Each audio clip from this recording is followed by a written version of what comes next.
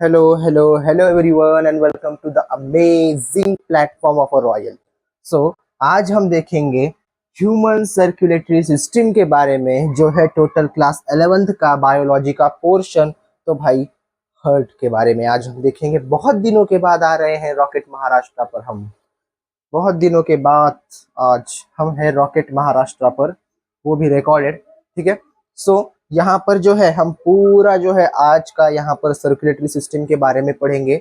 आज पूरा नहीं पढ़ेंगे वन शॉट में, थोड़ा सा छोटे छोटे लेक्चर्स में हम इस पूरे टॉपिक को डिवाइड करेंगे और पढ़ेंगे भैया ह्यूमन सर्कुलेटरी सिस्टम के बारे में, जिसे आप बॉडी फ्लूइड्स एंड सर्कुलेशन के नाम से भी जानते हो। ठीक है। तो ये जो टोटल लेक्चर है ये रॉयल एजुकेशनल स्टूडियो नाम के चैनल पर आएगा। आज की पूरी अरेंजमेंट इसी चैनल ने की है। तो भाई बने रहिए हमारे साथ अंत तक, सिर्फ और सिर्फ रॉयल एजुकेशनल स्टूडियो पर।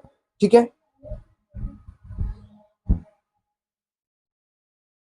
तो चलो शुरू करते हैं आज का हमारा ये टॉपिक, जिसका नाम है बॉडी फ्लूइड्स एंड सर्कुलेशन। तो भाई आप देख सकते हो यहाँ पर हमारे प्रोजेक्टर पर थोड़ी सी क्लियरिटी नहीं होगी इसको, शायद मुझे लगता है, क्योंकि ये जो लेक्चर है टोटल मोबाइल पर रिकॉर्ड होने जा रहा है, तो मोबाइल के कैमरा में उतनी क्लियरिटी नहीं होगी एक्चुअल। तो थोड़ा सा आप एडजस्ट कीजिए। ठीक है। और ये नोट्स जो है आपको गूगल पर भी इजीली मिल जाएंगे। अन अकेडमी के नोट्स है भाई, ये आप सर्च कर सकते हो गूगल पर कहीं पर जाके, on class 11th body fluids and circulation on academy notes, तो आपको ये पूरे अवेलेबल हो जाएंगे। ठीक है। नोट्स अच्छे हैं एकदम, इसीलिए हमने यहाँ से उठाए हैं। तो भाई बॉडी फ्लूइड्स एंड सर्कुलेशन नाम का पूरा टॉपिक है आपका। ठीक है। बॉडी फ्लूइड्स एंड सर्कुलेशन पूरा टॉपिक है, इसमें हम पढ़ेंगे आज कुछ उसके पॉइंट्स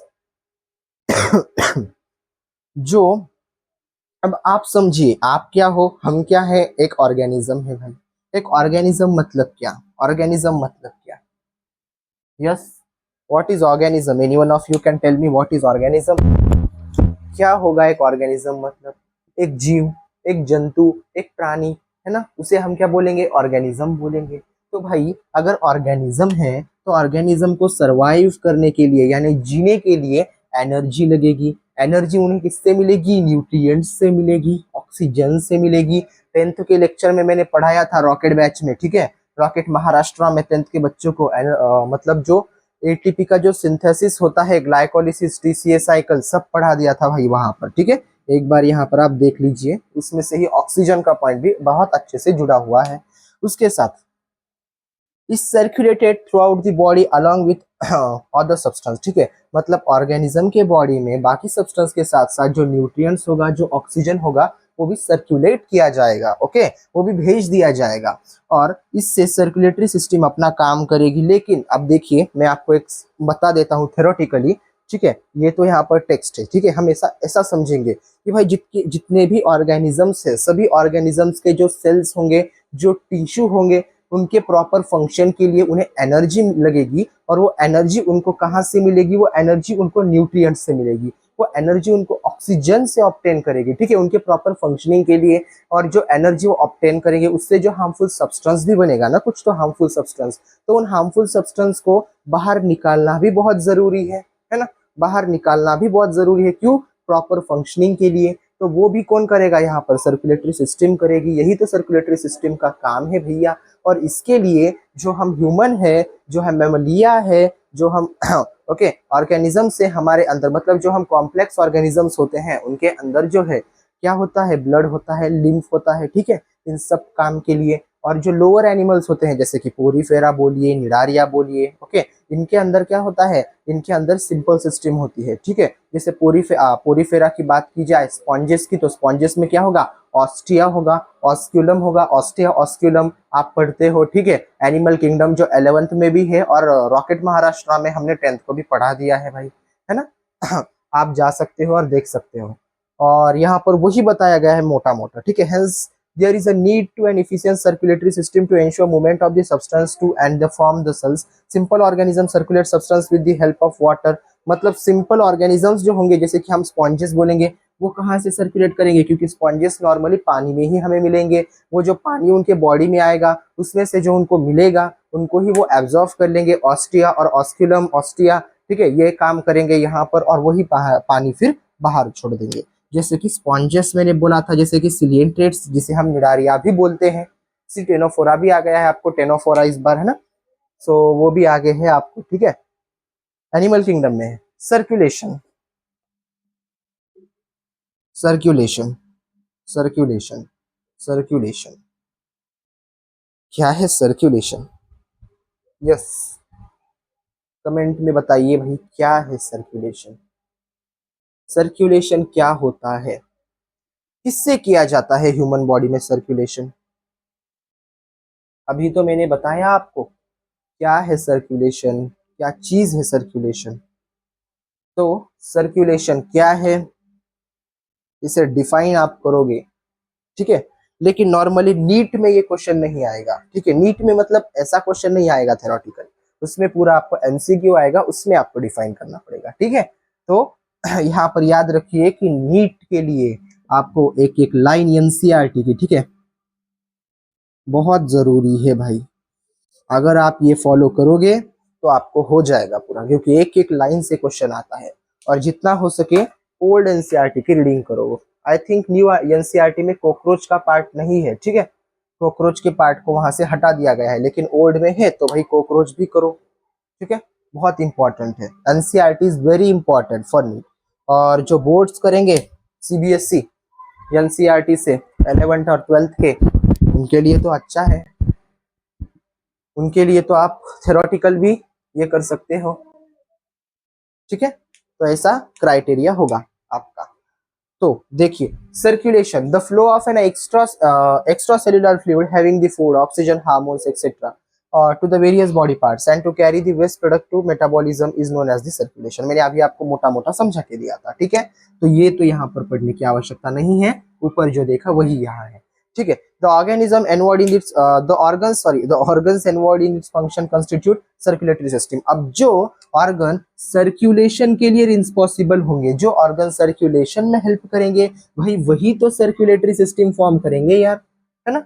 वही तो क्या करेंगे, सर्कुलेटरी सिस्टम फॉर्म करेंगे। सर्कुलेशन मतलब क्या था, सर्कुलेशन मतलब क्या था, सेल्स जो होंगे, ठीक है, सेल्स जो होंगे, या the flow of an extracellular fluid, मतलब जो एक्स्ट्रा सेल्युलर फ्लूइड होंगे, जिसमें मतलब हैविंग मतलब एक्स्ट्रा सेल्युलर फूड, मतलब यहाँ पर हो जाएगा हमारा फूड, यहाँ पर ऑक्सीजन, यहाँ पर हार्मोन्स, ब्लड हो जाएगा, ओके। बहुत सारे बॉडी के पार्ट्स तक ये जाएगा। And to carry waste product, okay, मतलब जो मेटाबॉलिक एक्टिविटी होगी, मेटाबॉलिक एक्टिविटी के बाद जो वेस्ट प्रोडक्ट निकलेगा, इसे कैरी करने के लिए, इसे ही तो बोलते हैं भाई सर्कुलेशन। और जो ऑर्गन्स इस सर्कुलेशन में हमें हेल्प करेंगे, जो ऑर्गन्स इन एक्टिविटीज में हेल्प करेंगे, उनको ही हम बोलते हैं यहाँ पर सर्कुलेटरी सिस्टम या circulatory organs. Circulatory system mainly वही ऑर्गन्स मिलजुल कर यहाँ पर बनाएंगे टोटली सर्कुलेटरी सिस्टम, ठीक है। एकदम अच्छा टॉपिक है, बहुत इंटरेस्टिंग है, बहुत कुछ नया सीखने को मिलेगा यहाँ पर। So type of circulatory system, यहाँ पर बस इतना मोटा मोटा समझ लीजिए कि दो प्रकार की सर्कुलेटरी सिस्टम होती है, ओपन और क्लोज। लेकिन यहाँ पर थोड़ा सा अलग है क्योंकि वो आगे है, ठीक है। यहाँ पर बताया गया है जो हाइयर एनिमल्स होंगे उनके अंदर जो सर्कुलेशन होगा, circulation of fluid takes by the blood circulatory system. हाँ, मैंने अभी ऊपर आपको पूरा समझा के दिया था एकदम थ्योरी में, ठीक है। सो जो बड़े ऑर्गेनिजम्स होंगे उनके अंदर ब्लड सर्कुलेटरी, ओके, मतलब ब्लड से सर्कुलेशन और लिम्फ से सर्कुलेशन होगा, ठीक है। सो ब्लड के अंदर भी, ठीक है, ब्लड के अंदर भी टाइप्स मतलब हमें मिलेंगे। तो ब्लड ब्लड जो होगा उसके अंदर हमें क्या क्या मिलेगा, ब्लड जो होगा वो किससे बना हुआ होगा, ब्लड क्या है भाई, किससे बना हुआ है ब्लड, ठीक है। लेकिन उससे पहले हम यहाँ पर थोड़े से पॉइंट्स देख लेते हैं ब्लड सर्कुलेटरी सिस्टम के। ब्लड सर्कुलेटरी सिस्टम मतलब यहाँ पर blood, heart, arteries, veins and capillaries, ये डिटेल में पढ़ेंगे। लिम्फ का भी ये डिटेल में पढ़ेंगे, इसकी तरफ ध्यान मत दीजिए, बस अभी जो मुद्दा चालू है वो बताइए भाई क्या है। ब्लड एक कनेक्टिव टिश्यू है, यस, फ्लूइड है, फ्लूइड कनेक्टिव टिश्यू है, ठीक है। ओके, जो कैसा है, मिजोडर्मल है ओरिजिन में, ओरिजिन में कैसा है वो, मिजोडर्मल है। कौन कौन, यहाँ पर ब्लड। तो हर्ट भी कैसा है, मिजोडर्मल है ओरिजिन में, ठीक है, आगे है, आपको आगे है, ठीक है।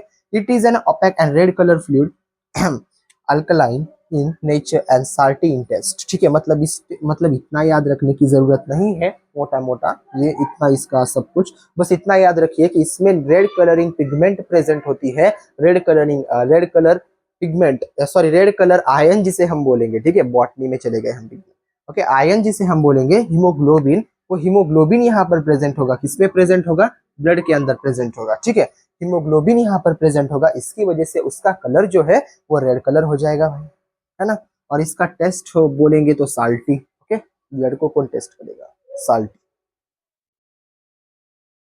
हाँ, ये इंपॉर्टेंट है, ये इंपॉर्टेंट है। यहाँ पर आ जाते हैं important point. The volume of blood in a healthy man is about 5 to 6, मतलब जो ब्लड का वॉल्यूम होगा हेल्थी पर्सन में, ठीक है, हेल्थी पर्सन में वो 5 से 6 लीटर होगा। About 6 to 8% of total weight of the body, मतलब बॉडी का जो 6 से 8 तक के वजन है वो ब्लड की वजह से है भाई। 6 to 8 तक के जो भी आपका वजन है वो किसमें, बॉडी में जो आपका 6 से 8% जो भी आपका वजन होगा, जो वेट होगा, जो मास होगा आपके बॉडी का, ठीक है, मास है ना, फिजिक्स मास।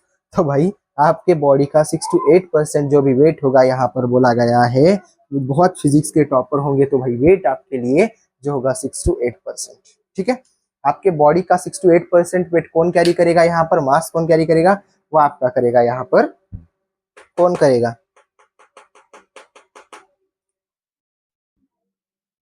ये महाशय करेंगे, ब्लड जी करेंगे, आपके ब्लड। ठीक है,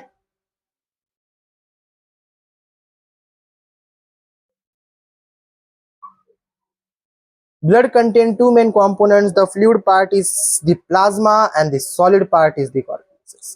तो भाई इसको इतना नहीं पढ़ना है, बस आपको पढ़ना है कि ब्लड में जो है हमें प्लाज्मा मिलेगा, ब्लड है ना, बहुत सारा ब्लड इससे भी मिला हुआ होगा। आई थिंक 55% कुछ तो ब्लड प्लाज्मा है और 45 कुछ तो है फॉर्म एलिमेंट्स का, है ना। ये यहाँ पर पढ़ना है आपको। तो भाई याद रखिए कि यहाँ पर फंक्शन क्या है, फंक्शन क्या है, ये यहाँ पर पूरे फंक्शन है। किसका फंक्शन है, फंक्शन ऑफ ब्लड, ब्लड के फंक्शंस बताए गए हैं। तो ये भी, इस पर भी हम आएंगे, लेकिन पहले मेन मुद्दे पर जाएंगे। ठीक है, 1 मिनट बस, 1 मिनट बस, 1 मिनट बस। ठीक है, हाँ ये पेज इंपॉर्टेंट है। ठीक है, ये एकदम इंपॉर्टेंट वाले पॉइंट पर आ चुके हैं हम। ये थोड़ा सा आगे पीछे भी हो गया तो चलेगा, यहाँ से हम शुरू करेंगे। ठीक है, यहाँ से बहुत इंपॉर्टेंट है, ये भी आपको हो जाएगा आज, ये भी हो जाएगा, लेकिन उससे पहले ये, क्योंकि ये इंपॉर्टेंट है, एनसीईआरटी का पॉइंट है ना, इसीलिए ये बहुत इंपॉर्टेंट है और ये समझना भी जरूरी है। इससे क्वेश्चंस बनाए जाते हैं, इससे क्वेश्चंस बनते भी है नॉर्मली। ओके, इससे क्वेश्चंस बनते भी है। तो प्लाज्मा समझ लीजिए, मैंने आपको बताया था 55% जो होगा ब्लड का वो प्लाज्मा, प्लाज्मा कंस्टिट्यूट करेगा। ठीक है, 55% जो स्ट्रॉ कलर का होगा, प्लाज्मा कैसा होगा भाई, स्ट्रॉ कलर का होगा। प्लाज्मा कैसा होगा, स्ट्रॉ कलर का होगा। प्लाज्मा कैसा होगा, स्ट्रॉ कलर का, स्ट्रॉ कलर का होगा। ठीक है, याद रखिएगा। ठीक है, तो यहाँ पर प्लाज्मा जो होगा स्ट्रॉ कलर का। और वाटर, मतलब जो प्लाज्मा में, ओके, ब्लड प्लाज्मा जो होगा उसमें जो वाटर होगा वही होगा भाई 90 to 92%। ओके, मतलब 90 to 92%। यहाँ पर क्या होगा, पानी मिलेगा। कहाँ पानी मिलेगा, ब्लड के अंदर जो प्लाज्मा था, ये ब्लड था। ओके, ये ब्लड था, ये ब्लड के अंदर जो प्लाज्मा था, उस प्लाज्मा के अंदर ये 90 to 92% यहाँ पर हमें पानी मिलेगा। ओके, पानी मिलेगा। ओके, पानी मिलेगा। ये ब्लड का 55% कौन कंस्टिट्यूट करेगा, प्लाज्मा करेगा। और उसके बाद यहाँ पर हमें क्या मिलेगा, 90 to 92% यहाँ पर पानी मिलेगा। तो भाई ये क्राइटेरिया चलता है पूरा। ठीक है, ये क्राइटेरिया चलता है यहाँ पर। आगे ये यहाँ पर पूरा क्राइटेरिया चलेगा। प्रोटीन्स इन दी प्लाज्मा, प्लाज्मा में कुछ प्रोटीन्स भी मिलेंगे। ओके, एल्ब्यूमिन्स, ग्लोब्यूलिन्स एंड फिब्रिनोजन, यहाँ पर कुछ प्रोटीन्स भी आपको मिलेंगे। ऑस्मेटिक बैलेंस में एक मदद करेगा, एक क्लोटिंग में मदद करेगा, और हाँ ऑस्मेटिक बैलेंस में एक मदद करेगा, एक क्लोटीन में मदद करेगा और एक प्रिवेंशन करेगा। ऐसे तीनों के फंक्शन है नीचे दिए गए हैं, पढ़ेंगे हम डिटेल में। ठीक है, तो देखिए यहाँ पर प्लाज्मा के बारे में अगर मैं बता दूं तो वो स्ट्रॉ कलर होगा, जो 55% ब्लड का कंस्टिट्यूट करेगा। इसके अंदर पानी जो होगा वो 90 to 92% प्रेजेंट होगा और इसके अंदर प्रोटीन्स भी प्रेजेंट होंगे। प्लाज्मा के अंदर 6 to 8% में प्रोटीन से क्वेश्चन बनता है भाई। तो जान लीजिए वो ये 3 प्रोटीन्स होंगे। मैंने आपको अभी बताया ये क्लोटिंग में मदद करेगा, ये ऑस्मेटिक बैलेंस में मदद करेगा, ये प्रोटेक्शन में मदद यहाँ पर हमें करेगा। ओके, हाँ सही तो है भाई। हाँ आगे, function of plasma proteins. Plasma proteins की क्या फंक्शन है? Clotting of the blood. Okay, functions of plasma proteins. तो प्लाज्मा में जो प्रोटीन्स प्रेजेंट है उन प्रोटीन्स के क्या फंक्शन होंगे यहाँ पर हम देखेंगे। तो clotting of the blood at the same at the side of internal और एक्सटर्नल इंजुरी फिब्रिनोजेंस। मतलब यहाँ पर ब्लड क्लोटिंग में कौन मदद करेगा? क्लोटिंग मतलब कोएगुलेशन ऑफ ब्लड। ओके, ये वर्ड हम यूज करते हैं बहुत बचपन से, 8th 9th में जब हम थे तब से हम यूज करते हैं। ओके, कोएगुलेशन ऑफ ब्लड बोलते हैं। अभी यहाँ पर क्लोटिंग यूज किया गया है तो वो आप बोलिए, या कोएगुलेशन आप बोल सकते हैं। कहाँ पर सेमी लिक्विड मतलब आप बोलते हो जहां पर थोड़ा सॉलिड है, जहाँ कर्ड है ना, दही दही म्हणतात तुम्ही मराठीत, ठीक आहे, तेच आहे इथं सेम तेच आहे, सेम सेम क्राइटेरिया, ठीक है। अशा प्रकारचा वो यहाँ पर फिब्रिनोजन जो डिफेंस मैकेनिज्म होगा उसमें आपका ग्लोब्यूलिन्स और ऑस्मेटिक बैलेंस जो होगा उसमें आपका एल्ब्यूमिन्स यहाँ पर मदद करेगा भाई। ये तीनों याद रखिए, क्वेश्चन बनता है। ओके, मैच द मतलब ऐसा कॉलम आएगा, उसके अंदर क्वेश्चंस आएंगे, यहाँ पर ऑप्शंस आएंगे 4। इनमें से आपको यहाँ पर जोड़ी लगानी पड़ेगी, ऑप्शंस में देखना पड़ेगा क्या करेक्ट है क्या रॉन्ग है, और इससे आपको ये टोटल सॉल्व करना पड़ेगा। तो क्वेश्चन बनता है, इसीलिए याद रखिए ये 2-3 टॉपिक बहुत इंपॉर्टेंट है आपके, ठीक है। स्ट्रक्चरल ऑर्गेनाइजेशंस है ना, स्ट्रक्चरल ऑर्गेनाइजेशन यहाँ पर टॉपिक जो है वो भी बहुत इंपॉर्टेंट है, उसकी स्टडी अच्छे से कीजिए।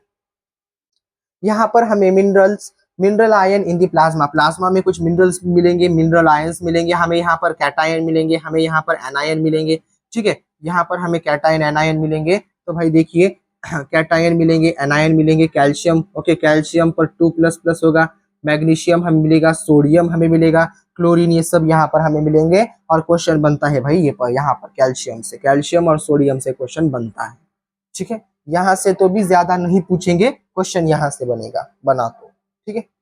हाँ बना तो कुछ भी बना सकते हैं, ठीक है, बनाने के लिए तो कुछ भी बना सकते हैं, लेकिन अभी तक जो मैंने देखा है क्वेश्चंस में सेट में तो ज्यादा से ज्यादा यहाँ तक, ठीक है, इन दोनों से ही है कि कौन कहाँ ज्यादा क्लोटिंग ऑफ ब्लड में कौन मदद करेगा, ऐसे कुछ क्वेश्चंस आते हैं, ठीक है। यहाँ ऑप्शंस आते हैं 1 लाइन क्वेश्चन में, ठीक है। ये आपको आपके कोचिंग के टेस्ट में आएगा, आई थिंक नीट में तो पॉसिबल कुछ भी हो सकता है, कुछ कह नहीं सकते, 1 लाइन क्वेश्चन तो नहीं ही देंगे, लेवल टफ होती है, देखिए तो भी जो होगा वो देखा जाएगा, ठीक है। Organic compounds in the blood plasma. अब जो ऑर्गेनिक कंपाउंड्स होंगे तो ये जो है ना, ये ऑर्गेनिक, हाँ सीरम इंपॉर्टेंट है, ये ऑर्गेनिक कंपाउंड से ज्यादा नहीं पूछता कोई, लेकिन तो भी जो ग्लूकोज होगा, जो अमीनो एसिड्स होंगे, जो लिपिड्स होंगे, हार्मोन्स होंगे, विटामिन होंगे, ये कुछ ऑर्गेनिक कंपाउंड्स होंगे आपके, कहाँ के होंगे? ब्लड प्लाज्मा में के होंगे। और serum, okay, plasma minus clotting factor, okay, plasma minus clotting factor, इसे हम बोलेंगे सीरम। तो इतना याद रखिए। कुछ बच्चे गलती क्या कर देते हैं, क्वेश्चन में क्वेश्चन सॉरी पेपर में क्वेश्चन इस प्रकार से आता है कि सीरम मतलब क्या है ना, प्लाज्मा माइनस फिब्रिनोजन, ठीक है, sorry sorry sorry plasma minus, हाँ यस, प्लाज्मा माइनस फिब्रिनोजन। तो वहां पर कंफ्यूजन कैसा हो जाता है बच्चों को, तो मतलब कुछ होते हैं ना जिनको मतलब पढ़ाया जाता है या वो पढ़ते हैं कैसा, वो पढ़ते हैं प्लाज्मा माइनस फ्लोटिंग फैक्टर, और वहां पर क्वेश्चन आ जाता है प्लाज्मा माइनस फिब्रिनोजन, है ना।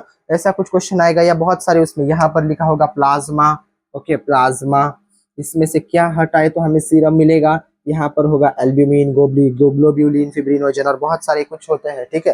तो उसमें से बहुत सारे मतलब बहुत सारे लोगों ने पढ़ा होगा कि सीरम जो है प्लाज्मा माइनस क्लोटिंग फैक्टर। तो भाई इतना याद रखिए, प्लाज्मा के अंदर जो क्लोटिंग फैक्टर है वही आपका फिब्रिनोजन है, और यहाँ पर प्लाज्मा से उसे ही हम माइनस करेंगे तो हमें यहाँ पर सीरम मिलेगा। यहाँ पर गलती मत कीजिएगा, यहाँ पर गलती नहीं करनी है, ठीक है, यहाँ पर गलती नहीं करनी है। ये भी देखेंगे, इम्पोर्टेंट है, हाँ ये भी इम्पोर्टेंट है। ये पूरा नहीं देखेंगे, ये पूरा नहीं देखेंगे बस ऊपर ऊपर से देखेंगे इसको, बस थोड़ा थोड़ा यहाँ तक देखेंगे, यहाँ तक आज। ओके, ये कल देखेंगे यहाँ से अगले लेक्चर में। तो देखिए ये बहुत इजी है, इसमें मजा आता है भाई पढ़ने को। हाँ, ब्लड कॉर्पल्सेस और फॉर्म एलिमेंट्स, जिसे हाँ मतलब जो सॉलिड फॉर्म का है ना, उसे फॉर्म एलिमेंट्स बोला जाता है। हाँ वही था वहां पर ऊपर, ठीक है, वो जो आपने पढ़ा था। फॉर्म एलिमेंट्स जो हो गए ये 45% मैंने बताया था आपको। ये 3 प्रकार के होंगे, सॉरी 3 काइंड के होंगे फॉर्म एलिमेंट्स, जिसे हम आरबीसी बोलते हैं, ओके, जिसे हम डब्ल्यूबीसी बोलते हैं, जिन्हें हम प्लेटिलेट्स बोलते हैं। आरबीसी को ही बोला जाता है एरिथ्रोसाइट्स, डब्ल्यूबीसी को ही बोला जाता है ल्यूकोसाइट्स, और प्लेटिलेट्स को ही बोला जाता है थ्रोम्बोसाइट्स, जो मेगा कैरियोट्स से प्रोड्यूस होंगे। ये और ये हम कल डिस्कस करेंगे, इसको आज ही फोड़ेंगे, ठीक है। आरबीसी देखेंगे, एरिथ्रोसाइट है ना, आरबीसी क्या है भाई, आरबीसी। सो मतलब ब्लड में सबसे अबंडेंट अगर कोई सेल है, ओके, ब्लड में अगर सबसे कोई अबंडेंट है, ज्यादा से ज्यादा मिलने वाला है, तो वो है हमारा भैया आरबीसी। कौन है वो? आरबीसी और एरिथ्रोसाइट्स, ठीक है, ब्लड में सबसे ज्यादा मिलने वाला। ओके, ये हमें रेड बोन मैरो में मिलेंगे। आपका जो मतलब हड्डी में मतलब रेड बोन मैरो पड़ा है स्ट्रक्चरल ऑर्गेनाइजेशन में, ओके, तो रेड बोन मैरो में हमें यहाँ पर आरबीसी मिलेंगे, और इनका नंबर जो होगा वो 5। ओके, यहाँ पर आई थिंक गलत हो गया, हाँ ज्यादा जगह पर यही है, 5 to 5.5 million mm³ of blood, ठीक है। 5, हाँ हो सकता है 4.5 भी होगा, लेकिन मैंने जहां तक पढ़ा है इसीलिए आपको बोलता हूँ 5 to 5.5 मिलियन mm³ में ब्लड में एरिथ्रोसाइट्स में प्रेजेंट होंगे, 5.5 मिलियन। हाँ लेकिन ये जो होते हैं 120 दिन ही ये अपनी लाइफ, अपने लाइफ का, इनके लाइफ का जो स्पैन होगा, इनका जो जीवन होगा वो 120 दिन तक ये वर्क करेंगे, और उसके बाद आरबीसीज को जो है डिस्ट्रॉय किया जाएगा। ग्रेवयार्ड ऑफ आरबीसी, जी हम स्प्लेन भी बोलेंगे, ठीक है, स्प्लेन, ग्रेवयार्ड ऑफ आरबीसी भी बोल सकते हैं, ओके। लेकिन इतना याद रखिए कि बहुत बार क्वेश्चन आ जाता है, ओके, ग्रेवयार्ड ऑफ आरबीसी से स्प्लेन से, कि ये लीवर में है, ठीक है, ऐसा बहुत बार क्वेश्चन आता है, लीवर में, लीवर में, लीवर में। और एक statement, choose the correct statement करके क्वेश्चन आता है, उसमें लिखा होता है कि द आरबीसी, ओके, जो आरबीसी का डिस्ट्रक्शन होगा वो स्प्लेन में होगा, स्प्लेन जो है वो लीवर में फॉर्म होता है, तो भाई उस पर टिक मत कर देना, ऐसा कुछ क्वेश्चन होता है, बनता है, ओके।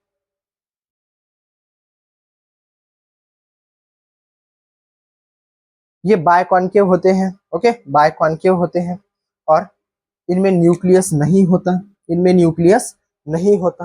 उसके साथ साथ इनके अंदर हीमोग्लोबिन होता है, ठीक है, इनके अंदर हीमोग्लोबिन होता है, और 100 ml ब्लड से 12 से 16 ग्राम, यहाँ पर कहीं कहीं ना बहुत मतलब वैल्यूज यहाँ पर ग्राम है तो यहाँ पर किलोग्राम हो जाएगा, ओके, 12 से 16 ये सेम रहेगी वैल्यू, लेकिन ये यूनिट यहाँ पर बदल जाएगा, ठीक है, किलोग्राम का ओके, ग्राम का किलोग्राम हो जाएगा, तो याद रखिए 12 से 16 ग्राम, 12 से 16 ग्राम कहाँ, 100 ml ब्लड में 12 से 16 ग्राम यहाँ पर हमें हीमोग्लोबिन देखने को मिलता है, ठीक है, 12 से 16 ग्राम।